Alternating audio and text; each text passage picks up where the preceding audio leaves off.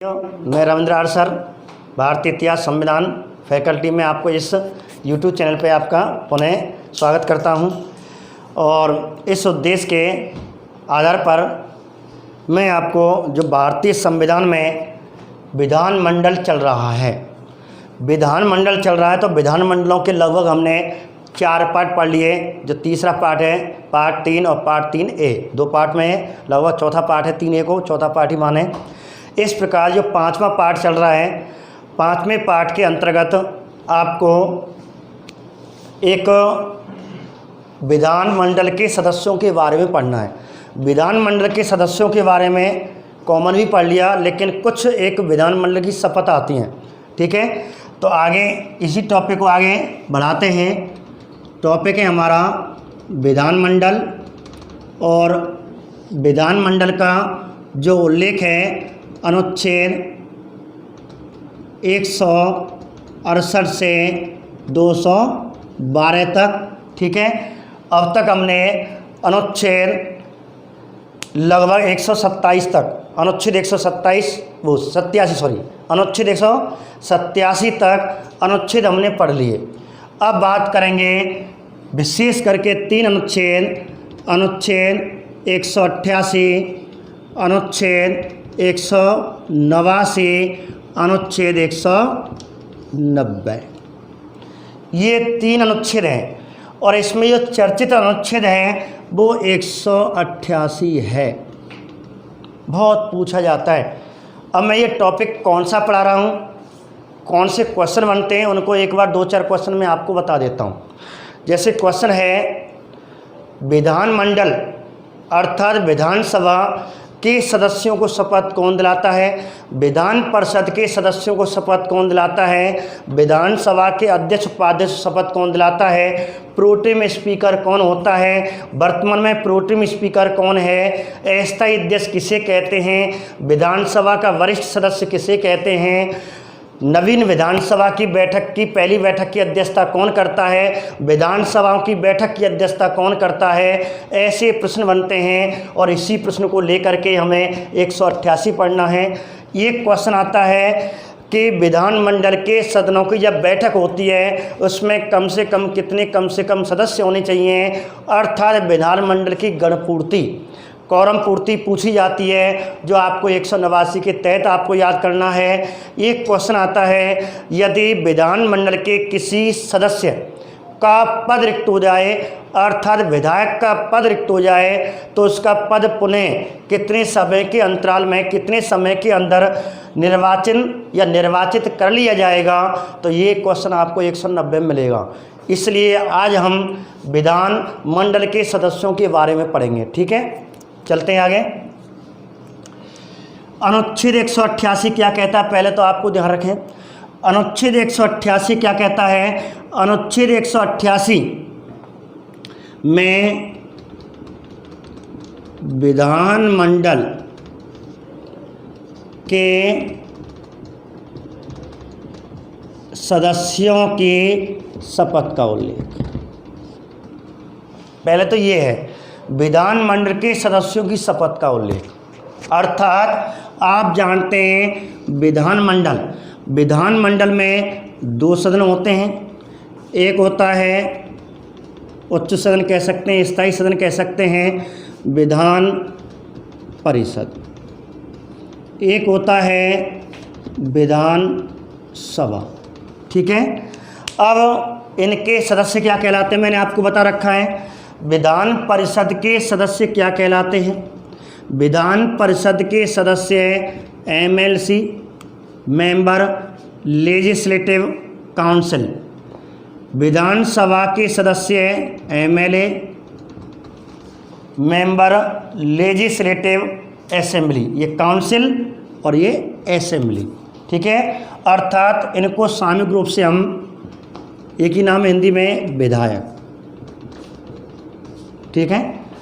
हिंदी में तो विधायक ही कहते हैं, लेकिन इंग्लिश में इनका अर्थ अलग है। अब बात कर रहे हैं विधानमंडल के सदस्यों की शपथ का उल्लेख। तो विधानमंडल के सदस्यों की शपथ अर्थात MLC को शपथ कौन दिलाता है और MLA को शपथ कौन दिलाता है। तो हम सामान्यतः क्वेश्चन ध्यान रखना, पहले मैं आपको बता रहा हूँ फिर की व्याख्या बताऊंगा। विधान परिषद के सदस्यों को शपथ, विधान परिषद के सदस्यों को शपथ राज्यपाल या राज्यपाल अपने राज्यपाल के प्रतिनिधि के रूप में, राज्यपाल या इसके प्रतिनिधि के रूप में सभापति, ये हमारी भारतीय संविधान में लिखा हुआ है। भारतीय संविधान की जब मूल संविधान की भारतीय संविधान की जब हम अनुच्छेद 188 में ये लाइन लिखी हुई है, अनुच्छेद 188 के तहत विधान परिषद के सदस्यों को शपथ राज्यपाल या राज्यपाल अपने प्रतिनिधि के रूप में सभापति द्वारा शपथ दिलवाता है। ये सीधा लिखा हुआ है। अधिकतर आपको ये मेन क्वेश्चन तो ये आंसर तो ये है, लेकिन प्राय परंपरा के रूप में आपको सभापति ऑप्शन में मिलेगा। यदि लाइन ये मिल गई, आजकल कहते हैं कि बिल्कुल सटीक आंसर भी पूछने लग गए। जैसे क्वेश्चन आया विधान परिषद के सदस्यों को शपथ कौन दिलाता है, नंबर 1 राज्यपाल, नंबर 2 सभापति, नंबर 3 राज्यपाल या अपने प्रतिनिधि के माध्यम से सभापति द्वारा। तो फिर आंसर आपका ये लाइन सही होगी कि संविधान में क्या लिखा हुआ है, संविधान में ये लाइन लिखी हुई है। ठीक है, राज्यपाल अलग कर दे, ये कर दे तो आपको विशेष करके, वैसे सभापति सामान्यतः सभापति दिलाता है तो आपको सभापति ही करना है। तो राज्यपाल के प्रतिनिधि के रूप में सभापति विधान परिषद के सदस्यों को शपथ दिलाता है। सीधा याद कर लेना कि विधान परिषद के सदस्यों को शपथ कौन दिलाता है, सभापति राज्यपाल के प्रतिनिधि के रूप में। ठीक है, अब आ जाओ विधानसभा के सदस्यों को शपथ अर्थात एमएलए की शपथ कौन दिलाता है, तो आपको आंसर करना है प्रोटेम स्पीकर।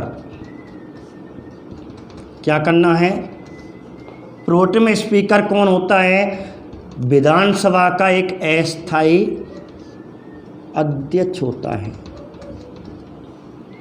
ये आपको आंसर करना है। अध्यक्ष आएगा, अस्थायी अध्यक्ष आएगा, उपाध्यक्ष आएगा यार आपका राज्यपाल आएगा, जो भी है, तो आपको ऐसे ऑप्शन आएंगे। तो विधानसभा के सदस्यों को शपथ जिस प्रकार सभापति अध्यक्ष होता है, यहाँ अध्यक्ष नहीं दिलाएगा, यहाँ अस्थायी अध्यक्ष दिलाएगा।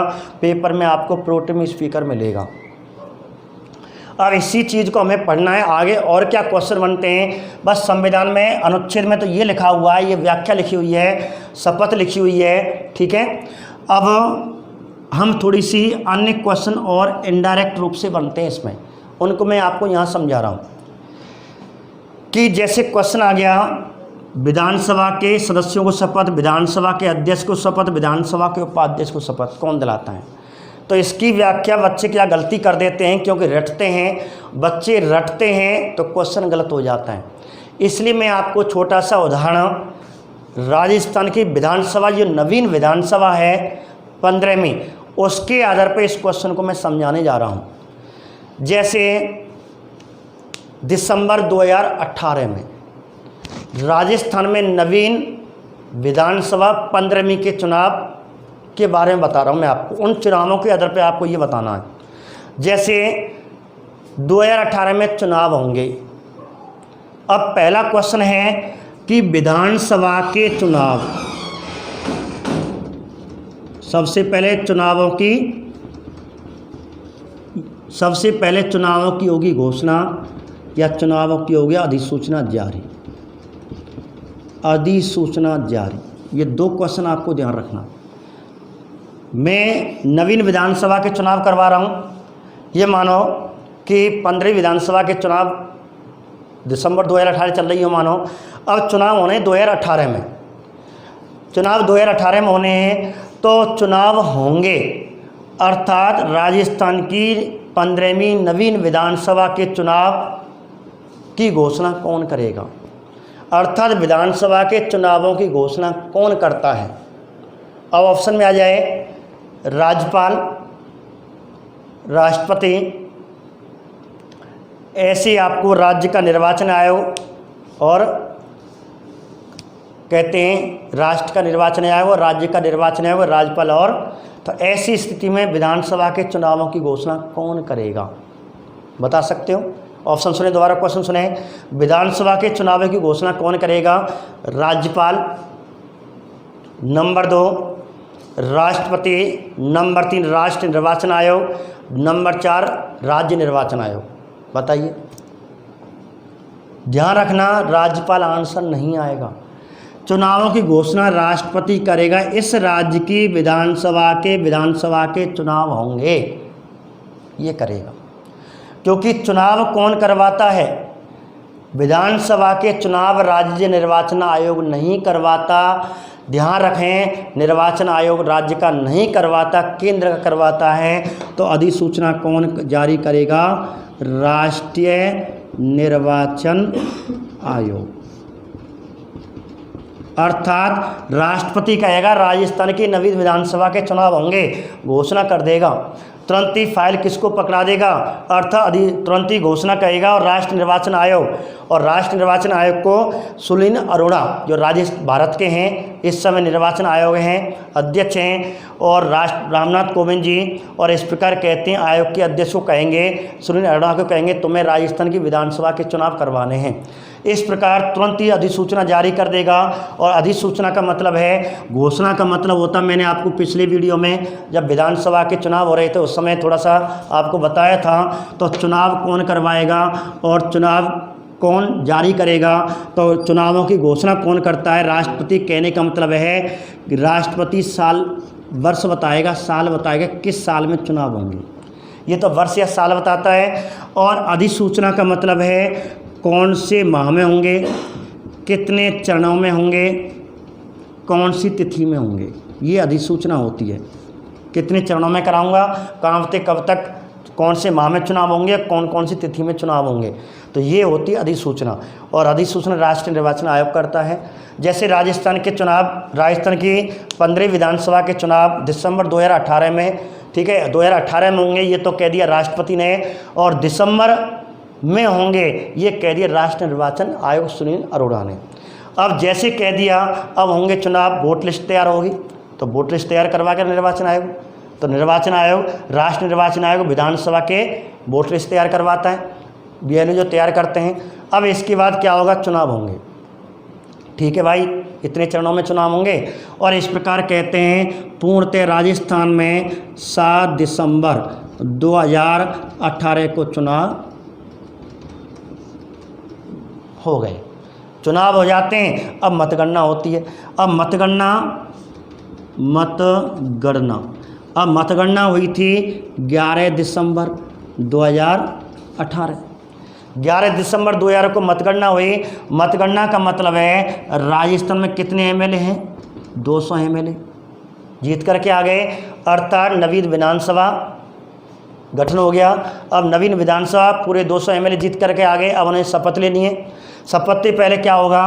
अब इसके बाद क्या होगा? पहले सरकार बनेगी, विधानसभा की बैठक पीछे होगी, पहले सरकार बनेगी। इस प्रकार 17 दिसंबर 2018 को सरकार बनती है, नवीन सरकार बनती है। राजस्थान की नवीन लोकतांत्रिक सरकार का गठन हुआ। अर्थात मुख्यमंत्री और मंत्रियों को शपथ दिलाई जाती है, सरकार बनती है, सरकार का गठन, नवीन सरकार का गठन हो गया। सरकार बनेगी मुख्यमंत्री, और मुख्यमंत्री अशोक गहलोत 25 से मुख्यमंत्री बने। इस प्रकार अल्बर्ट हॉल में, जबकि राजभवन में शपथ ली जाती है, लेकिन राज्यपाल की सलाह लेकर के, राज्यपाल की अनुमति से, और वह अल्बर्ट हॉल में इसने शपथ ली थी। इस प्रकार कहते हैं सरकार बन गई। अब सरकार बनने के बाद तुरंत ही, अब राज्यपाल ने शपथ दिलाई, राज्यपाल तुरंत मुख्यमंत्री को बुलाएगा कि भाई नवीन विधानसभा की बैठक बुलाना अनिवार्य है, क्योंकि मैंने एक अनुच्छेद कराया था। वो अनुच्छेद कौन सा है? अनुच्छेद 176। मैंने आपको बताया था कि अनुच्छेद 176 के तहत अब सीधी बात है, राज्यपाल अनुच्छेद 176 का प्रयोग करेगा। अब 176 मैंने आपको पिछला बताया था, पिछली वीडियो में लिखा हुआ है, उसमें मैंने आपको बताया था अनुच्छेद 176 के तहत राज्यपाल ये आवश्यक है, ये अति आवश्यक है कि राज्यपाल नवीन विधानसभा, जैसे नवीन विधानसभा बनी और नवीन विधानसभा के गठन के बाद, नवीन विधानसभा गठन के बाद राज्यपाल विधानसभा को संबोधित करेगा, जिसे कहते हैं राज्यपाल का अभिभाषण। तो राज्यपाल अभिभाषण देने के लिए आएगा, लेकिन उससे पहले क्या करेगा, तुरंत ही नवीन विधानसभा की बैठक बुलवाएगा। अब नवीन विधानसभा की इसको अभिभाषण देने से पहले और तुरंत ही क्या बनवाएगा, नवीन विधानसभा की बैठक बुलवाएगा। अब बैठक नवीन विधानसभा का सत्र बुलवाया, ठीक है। पहली बैठक नवीन विधानसभा नई जो 15वीं राजस्थान में विधानसभा चल रही है उसकी बैठक बुलवाएगा, लेकिन बैठक की अध्यक्षता कौन करेगा, तो राजभवन में अशोक गहलोत को हमारे राज्यपाल बुलाएंगे। कलराज मिश्र ने इसे बुलाया। अब बुलाने के बाद बुलाया, अशोक गहलोत से कहेंगे कि अशोक गहलोत जी नवीन विधानसभा की बैठक बुलानी है, मुझे संबोधन करना है, कि ये अनिवार्य है, बात दूँ मैं इसके लिए, तो आप पहले सब 200 एमएलए को बुलाएं और इनको एक एक करके शपथ दिलवाएं। अब अशोक गहलोत जी कहेंगे साहब पहले अध्यक्ष तो चले गए, अब नवीन अध्यक्ष बनेगा तभी तो, माने कि भाई नवीन अध्यक्ष जब बनेगा जब तक एमएलए अपनी शपथ नहीं ले लेंगे, इन्हीं एमएलए में से एक अध्यक्ष को उपाध्यक्ष बनाया जाएगा, इसलिए पहले इनको शपथ दिलाई जाए कि सब शपथ कौन दिलाएगा। इस प्रकार आपस में वार्तालाप होती है। कहने का मतलब है राज्यपाल संविधान के तहत और इस प्रकार मुख्यमंत्री से 200 एमएलए की निर्वाचन आयोग की सहायता से 200 एमएलए की लिस्ट बुलाएगा राजभवन में मुख्यमंत्री की अध्यक्षता, मुख्यमंत्री के माध्यम से। अब 200 एमएलए की लिस्ट होगी, भाई कौन कौन जीत के आया हो, यहाँ तो बहुमत चलता है, बहुमत की लिस्ट होगी, यहाँ पूरे 1 से लेकर 200 तक के एमएलए की लिस्ट होगी। अब राज्यपाल ऐसे एमएलए को चुनाव करेगा, अर्थात नंबर 1 पे किस एमएलए का नाम होगा, मुख्यमंत्री का नाम नहीं होगा, नंबर 1 पे उस एमएलए का उस लिस्ट में नाम होगा जो लिस्ट किसने बनाई थी, राष्ट्रीय निर्वाचन आयोग ने। उसमें नंबर 1 पे ऐसा एमएलए का नाम होगा जिसने सर्वाधिक बार चुनाव जीत करके आया है। कोई कहता मैं तो 2 बार आया हूँ, 3 बार से जीत रहे हैं साहब, हमारे डी कुमेर थे, महाराज विश्वनाथ जी है 2 बार से जीत रहे हैं, 4 बार से जीत रहे हैं, ये एमएलए हमारा 6 बार से जीत रहा है। तो ऐसे एमएलए का नाम नंबर 1 पे होगा जो सर्वाधिक बार जीत करके आया है, उसे ही विधानसभा का वरिष्ठतम सदस्य कहेंगे, उसे ही विधानसभा का सबसे प्रमुख सदस्य कहेंगे, पहला सदस्य कहेंगे, और उसे कहते हैं प्रोटेम स्पीकर। इस प्रकार राज्यपाल उस व्यक्ति को बुलाएगा। और वर्तमान में राजस्थान में प्रोटेम स्पीकर ऐसा व्यक्ति गुलाब चंद कटारिया थे, बीजेपी के हैं। यहाँ कोई पार्टी नहीं देखी जाती, यहाँ केवल इतना देखा जाता है, कोई उम्र नहीं देखी जाती, यहाँ तो कौन कितनी बार जीत करके आया है। इस प्रकार सर्वाधिक बार जीत विधानसभा में सर्वाधिक बार चुनाव जीत करके आने वाला विधायक, वरिष्ठ जो विधायक होता है उसे ही हम क्या कहते हैं, प्रोटेम स्पीकर कहते हैं।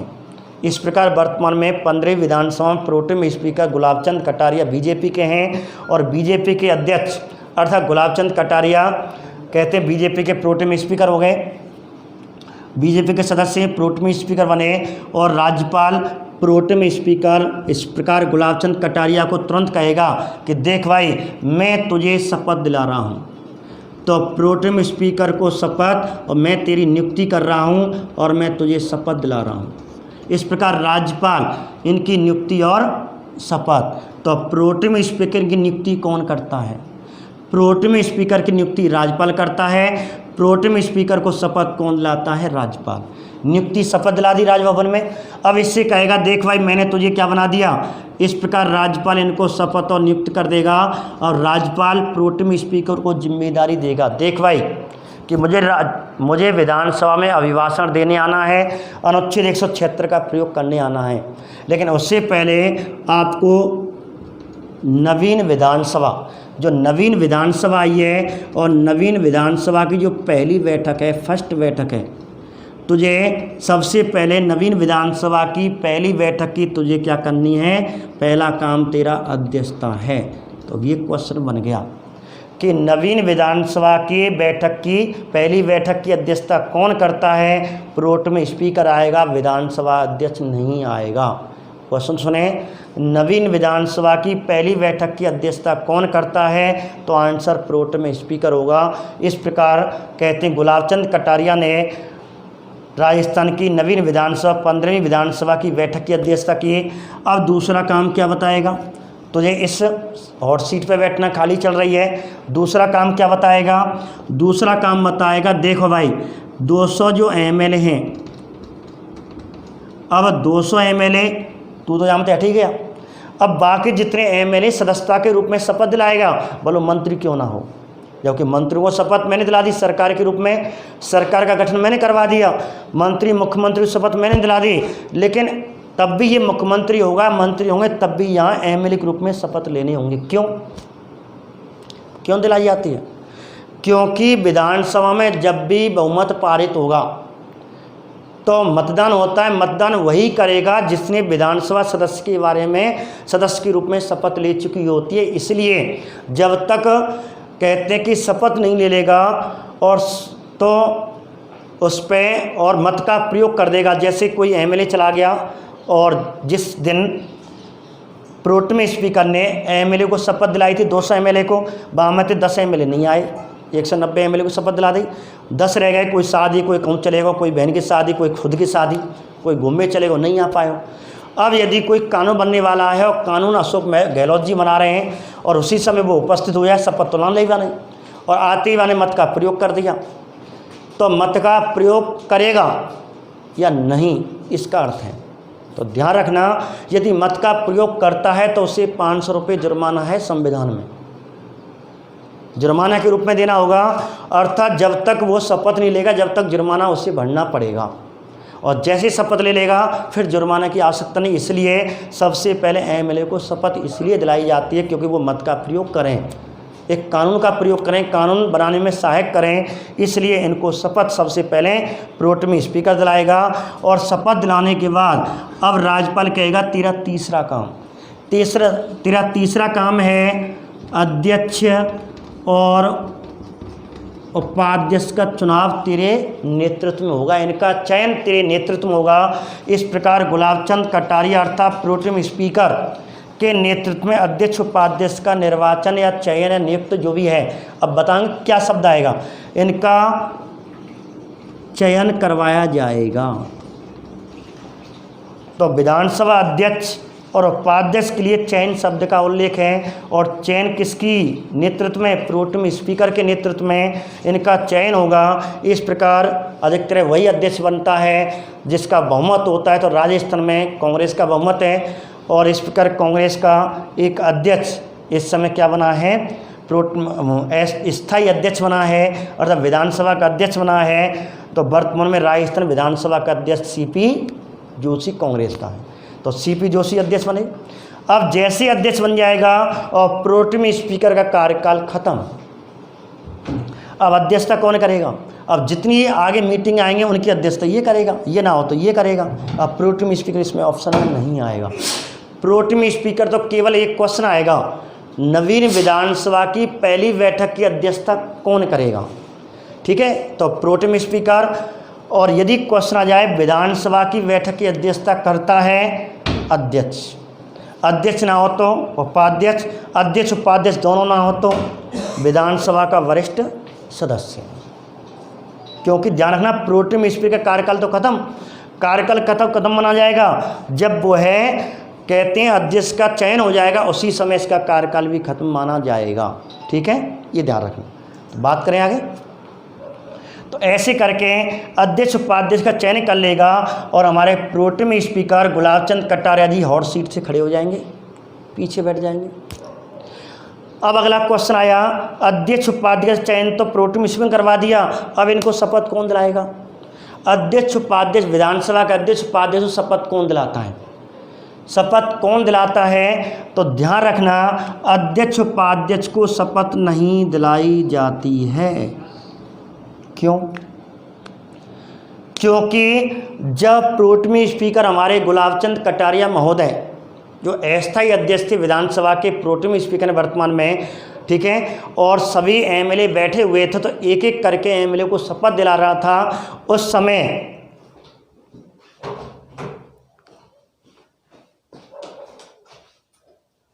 इस प्रकार कहने का मतलब है कि जब प्रोटेम स्पीकर एमएलए को शपथ दिला रहे थे उसी समय हमारे सीपी जोशी भी क्या नीचे बैठे हुए थे और इस प्रकार उनको भी शपथ दिलाई थी। और इस प्रकार कहते हैं जब एक ही स्थान पर एक ही मुख्यालय पर जो कार्य करता है उससे दोबारा शपथ नहीं दिलाई जाती, क्योंकि सीपी जोशी अर्थात विधानसभा के जो अध्यक्ष होता है उसका काम विधानसभा में है विशेष करके, ठीक है, इसलिए उससे दोबारा शपथ नहीं दिलाई जाती। तो प्रोटेम स्पीकर कहते हैं, प्रोटेम स्पीकर विधानसभा के सदस्यों को शपथ दिलाता है, लेकिन अध्यक्ष उपाध्यक्ष शपथ नहीं दिलाता है। इस प्रकार ध्यान रखना कि विधानसभा के अध्यक्ष उपाध्यक्ष को शपथ नहीं दिलाई जाती, क्योंकि इन्हें ये पूर्व में ही प्रोटेम स्पीकर से सदस्य के रूप में शपथ ले चुके होते हैं। इस प्रकार हमारा इस अनुच्छेद के तहत 5-7 क्वेश्चन में नंबर पहला क्वेश्चन दोबारा सुने। नंबर 1, विधान परिषद के सदस्यों को शपथ सभापति राज्यपाल के प्रतिनिधि के रूप में दिलाता है। विधान परिषद के अध्यक्ष उपाध्यक्ष को शपथ, अब आपको ध्यान रखना, अध्यक्ष उपाध्यक्ष को शपथ कौन दिलाता है? तो अध्यक्ष उपाध्यक्ष को शपथ कौन दिलाएगा? अध्यक्ष उपाध्यक्ष को यहाँ कोई प्रोटेम स्पीकर नहीं होता, यहाँ राज्यपाल ही आएगा। दूसरी बात, विधानसभा के अध्यक्ष को शपथ कौन दिलाता है? Pro tem speaker. प्रोटेम स्पीकर कौन होता है? विधानसभा का स्थायी अध्यक्ष, जिसे वरिष्ठतम सदस्य कहते हैं। वर्तमान में गुलाबचंद कटारिया हैं। और इस प्रकार प्रोटेम स्पीकर नवीन विधानसभा की बैठक की अध्यक्षता करेगा। विधानसभा का अध्यक्ष उपाध्यक्ष शपथ नहीं दिलाई जाती। इस प्रकार विधानसभा के चुनावों की घोषणा राष्ट्रपति करेगा। विधानसभा के चुनावों के अधिसूचना राष्ट्रीय निर्वाचन आयोग करेगा। इस प्रकार ये हमारे क्वेश्चन हुए अनुच्छेद 188 में। ठीक है, अब बात करते हैं आगे अनुच्छेद 100, ठीक है,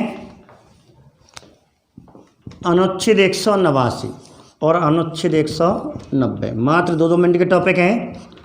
अब 189 में क्वेश्चन क्या है? 189 में 100 क्वेश्चन आता है। क्वेश्चन है, विधानमंडल की गढ़पूर्ति या कोरम पूर्ति का उल्लेख कौन से अनुच्छेद में है? विधानमंडल की कोरम पूर्ति या गणपूर्ति का उल्लेख कौन से अनुच्छेद में है?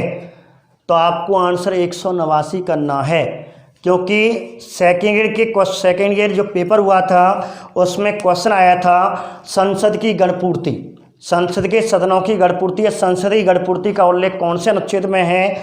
तो आंसर 100 था। रीट में क्वेश्चन क्या आया था कि गणपूर्ति कितनी होती है, गणपूर्ति कितनी होती है? तो वही मैं आपको बता रहा हूँ। पहली बात तो ये बताया जाएगा गणपूर्ति क्या होती है, कोरम पूर्ति क्या होती है और कितनी होती है। 1/10 का आंसर था रीट में। ठीक है, और ऐसे ही दोबारा क्वेश्चन आपको आ जाए किसी एग्जाम में कि विधानमंडल की गणपूर्ति या विधानमंडल की कोरम पूर्ति या विधानमंडल के किसी भी सदन, विधान परिषद या विधानसभा की गणपूर्ति कितनी होती है? तो आपको 189 करना है। और भाग पूछे कितनी होती है? तो 1/10 होती है। अब है क्या चीज़, अब मैं आपको समझाऊं। जैसे मैंने अभी बताया, अध्यक्ष का चुनाव हो गया और अध्यक्ष विधानसभा की अध्यक्षता करेगा और बैठक की अध्यक्षता करेगा, लेकिन बैठक कब से शुरू मानी जाएगी? बैठक के कितने एमएलए चाहिए? बैठक भाई जरूरी 200 एमएलए एक साथ आ जाएं? कोई कुछ है, कोई छुट्टी पे चला गया, कोई नहीं आया, कोई आ रहा है, कोई नहीं आ रहा है, तो कभी बहुत ही कम ऐसे चांस होते हैं या 200 एमएलए इकट्ठे हो जाएं। तो मीटिंग अर्थात विधानसभा की जो बैठक है उसकी बैठक शुरू करने के लिए कम से कम कितने एमएलए चाहिए? तो न्यूनतम आवश्यक संख्या, न्यूनतम आवश्यक व अनिवार्य सदस्यों की संख्या, सदस्यों की संख्या किसके लिए? बैठक शुरू करने के लिए, बैठक की शुरुआत करने के लिए, बैठक शुरू करने के लिए न्यूनतम आवश्यक अनिवार्य सदस्यों की संख्या। अब संख्या क्या है कि जिस सदन की बात कर रहे हैं, जैसे सदन है, ठीक है, अब हमारी विधानसभा सदन है, विधानसभा सदन है, तो विधानसभा में जैसे 200 एमएलए हैं, तो 200 एमएलए का 1/10 कुल सदस्यों का, उपस्थित नहीं, यहाँ उपस्थित नहीं आएगा, यहाँ कुल सदस्यों का आएगा। बहुमत में उपस्थित प्राय चलता है, लेकिन बैठक में उपस्थित की संख्या नहीं है, कुल सदस्यों का। अर्थात किसी सदन की बैठक शुरू करने के लिए उस सदन के कुल सदस्यों का 1/10 होना अनिवार्य है। कितना? 1/10। अर्थात 200 का जैसे हम माने कहें राजस्थान में बैठक कब चालू होगी, तो 200 का 1/10 भाग अर्थात 20 MLA होंगे तो ही बैठक होगी, नहीं तो बैठक नहीं होगी। आपको एक ध्यान रखना, अब जो अध्यक्षता कर रहा है और विधानसभा की अध्यक्षता करने वाला एक समूह रूप से एक शब्द में उसे कहते हैं पीठासीन अधिकारी। क्या इसमें पीठासीन अधिकारी अलग से होगा, इसी में होगा? तो ध्यान रखना, गणपूर्तियों में पीठासीन अधिकारी जुड़ा होता है, अर्थात 20 में ही पीठासीन अधिकारी भी जोड़ा जाएगा, क्योंकि ये भी कौन है, एक MLA है। अर्थात पीठासीन अधिकारी सहित कुल सदस्यों का 1/10 भाग कोरम पूर्ति या गणपूर्ति कहलाता है। कहने का मतलब है विधानमंडल के किसी सदन की बैठक शुरू करने के लिए आवश्यक न्यूनतम अनिवार्य सदस्यों की संख्या को कोरम पूर्ति या गणपूर्ति कहते हैं, जो कुल सदस्यों का पीठासीन अधिकारी सहित 1/10 भाग होती है, उससे हम कहते हैं कोरम पूर्ति या गणपूर्ति। अब आ जाओ 190 में क्या है। अब अनुच्छेद 190 में क्या लिखा हुआ है? अनुच्छेद 190 में लिखा हुआ है, यदि विधानमंडल का कोई सदस्य है, कोई भी हो सकता है, MLA हो सकता है, MLC हो सकता है, यदि अर्थात विधायक का पद रिक्त हो जाए, सीधी बात हो गई, यदि विधायक का पद रिक्त हो जाए तो इसका चुनाव, इसका पुनर्निर्वाचन कितने समय के अंदर कर लिया जाएगा? कोई पद पर रहते हुए विधायक मर गया, किसी आवश्यक काम, या उसने त्यागपत्र दे दिया, या विधायक है कोई उच्च पद पर चला गया, त्यागपत्र देना पड़ेगा, अर्थात उसका पद रिक्त हो गया। किसी विधायक का पद रिक्त हो जाता है, विधानमंडल के सदस्य का पद रिक्त हो जाता है, विधानसभा के सदस्य का पद रिक्त हो जाता है, या विधान परिषद के सदस्य का पद किसी आकस्मिक के कारण सदस्यता से वो त्यागपत्र दे दे, या उसकी मृत्यु हो जाए या अन्य कारण हो, और इस प्रकार कहते हैं उसका पद रिक्त हो जाए तो उसकी सीट तो भरनी पड़ेगी। जैसे करौली विधानसभा क्षेत्र है, अब करौली विधानसभा, करौली जिला शहर की बात करें, करौली शहर है और उसकी सीट रिक्त हो जाती है, अब सीट तो भरनी पड़ेगी, MLA तो चाहिए। और कितने समय के अंतराल में, तो ध्यान रखना 6 माह के अंतराल, 6 माह के अंदर 6 माह के अंदर उसकी सीट भरनी होगी, अर्थात उसका निर्वाचन कराया जाएगा। अर्थात यदि विधानमंडल के किसी विधायक का पद रिक्त हो जाए तो उसका चुनाव 6 माह के अंदर कर लिया जाएगा, तो आंसर होगा 6 माह। ठीक है, तो ऐसे करके ये हमारे विधानमंडल के सदस्यों के बारे में हुआ। अब हम जो बातें करेंगे आगे, वो हम धन विधेयक या विधानसभा में जो धन विधेयक होता है उनके बारे में बात करेंगे। ठीक है, नमस्कार।